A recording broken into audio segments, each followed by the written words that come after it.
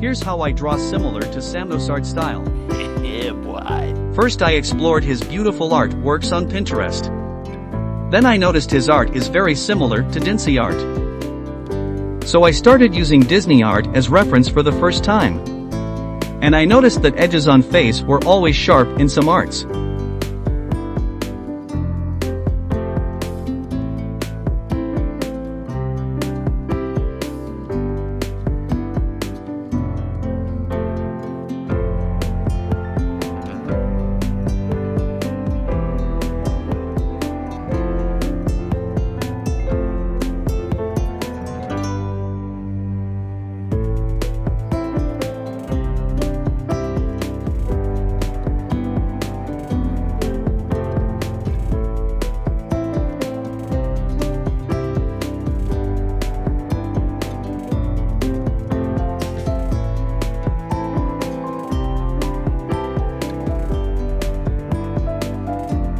After drawing several drawings, I tried practicing on one of Sam's Squid Game's arts.